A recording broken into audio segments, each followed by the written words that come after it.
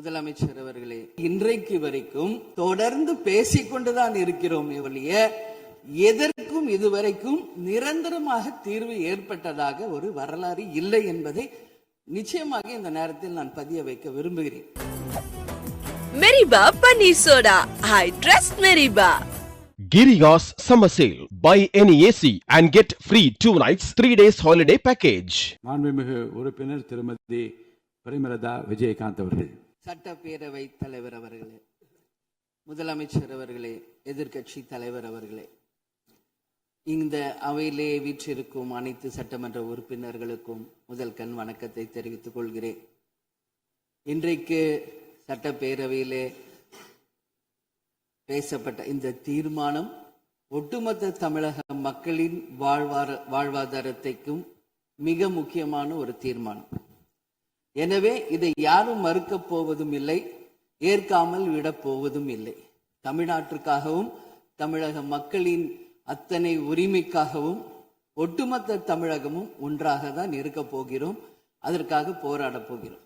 ஆனால் நாம் சற்று இதை பற்றி யோசித்தால், சுதந்திரம் வாங்கின காலத்திலிருந்து இன்றைக்கு வரைக்கும் காவேரி பிரச்சனையும் முல்லை பெரியாறு பிரச்சனையும் தமிழக மீனவர்கள் பிரச்சனையும் தொடர்ந்து பேசிக்கொண்டுதான் இருக்கிறோம் ஒழிய எதற்கும் இதுவரைக்கும் நிரந்தரமாக தீர்வு ஏற்பட்டதாக ஒரு வரலாறு இல்லை என்பதை நிச்சயமாக இந்த நேரத்தில் நான் பதிய வைக்க விரும்புகிறேன்.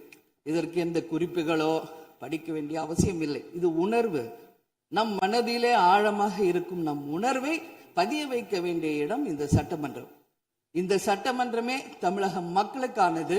தமிழக மக்களின் வரி பணத்தில் நடத்தப்படுவதுதான் இந்த சட்டமன்ற இந்த கூட்டங்கள் எல்லாம். அப்படி இருக்கையில் தமிழக மக்களின் உரிமையை நாம் ஒவ்வொரு முறையும் நம்மை சுற்றி இருக்கின்ற மாநிலங்களிடம் போய் கேரளா, கர்நாடகா, ஆந்திரா, இன்னொரு பக்கம் மீனவர்களுக்காக ஸ்ரீலங்கா என்று தொடர்ந்து கேட்டுக்கொண்டுதான் இருக்கிறேன் ஒழிய தன்னிறைவு பெற்ற ஒரு மாநிலமாக தமிழ்நாடு என்றைக்கு வரப்போகிறது என்பதை தான் நான் இந்த நேரத்தில் சிந்திக்கிறேன். ஏன்னா நம்மை சுற்றி இருக்கின்ற நமது தலைவர்கள் எல்லாருமே இந்த பிரச்சனைக்காக, அம்மையார் புரட்சி தலைவி ஜெயலலிதா அவர்கள் காவேரிக்காக உண்ணாவிரதம் இருந்தாங்க, முதலமைச்சராக இருந்து. கலைஞர் அவர்கள் இதற்காக பல போராட்டங்கள் நடத்தினார். அண்ணன் ஸ்டாலின் அவர்கள் பல தீர்மானங்களை நிறைவேற்றி இருக்கிறார்கள். அது மட்டும் இல்லை, இதுவரைக்கும் முதல்வராக இருந்த அத்தனை பேருமே இதற்காக நாம பேசி இருக்கிறோம், போராடுகிறோம், சட்ட ரீதியாக நாம் அதற்கான தீர்வுகளை காண்கிறோம். அது மட்டும் இல்லை, காவிரி மேலாண்மை ஆணையம் ஒரு தீர்ப்பு சொல்றாங்க, உச்ச நீதிமன்றம் ஒரு தீர்ப்பு சொல்றாங்க. எதுவும் பேசியும் இதுவரைக்கும் தீர்வு இல்லை. இப்பொழுது முதல்வராக பதவியேற்றிருக்கும் சிவகுமார் அவர்கள் சொல்றாரு, நாங்க பேச தயாராக இருக்கிறோம் என்று. நமது முதல்வரும் சிவகுமார் அவர்களும், நான் என்ன சொல்றேன், இது எல்லாரும் மக்களுடைய, இப்போ இந்த அவை இது முக்கியமான சட்டமன்றம். இங்க வந்தவொன்னு எல்லாருக்கும் என்ன கொடுக்கறாங்க? தண்ணி தான் கொடுக்கறாங்க. அப்போ ஒவ்வொரு மனிதருக்கும் தண்ணி தான் முக்கியம். இன்னைக்கு காவேரி தாயின்னு தான் நம்ம சொல்றோம். ஒரு தாயின் ஒரு குழந்தைக்கும் எப்படி தாய்ப்பால் இன்றியமையாதோ அது பாருங்க, அத்தனை பேரும், அது விவசாயிகளா இருக்கட்டும், குடிமக்களாக இருக்கட்டும், இங்கு மிக முக்கியமானது குடிதண்ணீர். நீரின்றி அமையாது இவ்வுலகு.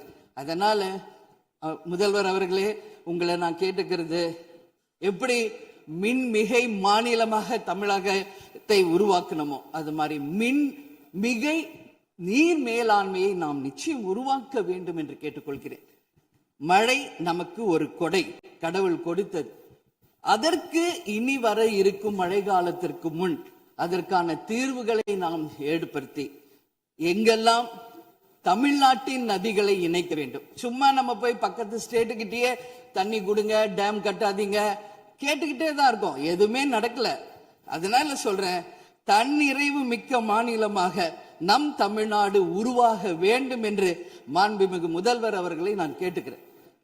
தமிழ்நாட்டில் இருக்கிற நதிகளை நாம் இணைப்போம், எல்லா இடத்துலையும் தூர் வாருவோம். வரப்போகும் மழைக்காலத்திற்குள்ள அந்த நீரை எப்படி சேமிக்க வேண்டும் என்பதை நாம முடிவு செய்யணும். வீணாக கடல்ல போய் நீர் கலக்கிறத தடுத்தாலே தமிழ்நாடு மின்மிகை நீர் மேலாண்மை நிச்சயம் வரும் என்பதை தெரிவிச்சுக்கிறேன். இதுல யாருக்கும் எந்த மாற்று கருத்தும் இருக்காது. தமிழ்நாடின் உரிமை என்றைக்கும் நாம் விட்டு தர முடியாது. முன்னொரு காலம் புரட்சி கலைஞர் கேப்டன் எதிர்கட்சி தலைவராக இருந்தபோது தமிழகத்தின் பிரச்சனைக்காக அனைத்து கட்சியும் ஒன்று திரட்டி டெல்லிக்கு சென்று பிரதமரை சந்தித்து தமிழக மக்கள் சார்பாக கோரிக்கை வைத்தார். அதுபோல் தேவைப்பட்டால் அனைத்து கட்சியையும் நீங்கள் ஒன்றாக அழைத்து சென்று தமிழக மக்களின் உரிமையை நிலையாக உறுதியாக நீங்கள் நிலைநாட்ட வேண்டும் என்பதை நான் கேட்டுக்கொள்கிறேன். எனவே தேசிய முற்போக்கு திராவிட கழகம் என்றைக்கும் தமிழ்நாட்டின் உரிமைக்காகவும் தமிழக மக்களின் உரிமைக்காகவும் உறுதியாக மேகதாதுவில் அணை கட்டக்கூடாது என்பதிலும் எந்த மாற்று கருத்தும் இல்லை. தீர்மானத்தை வரவேற்கிறேன் என்று கூறி அமர்கிறேன். நன்றி, வணக்கம். Meriba Paneer Soda. I trust Meriba. Giriga's Summer Sale. Buy any AC and get free 2 nights 3 days holiday package.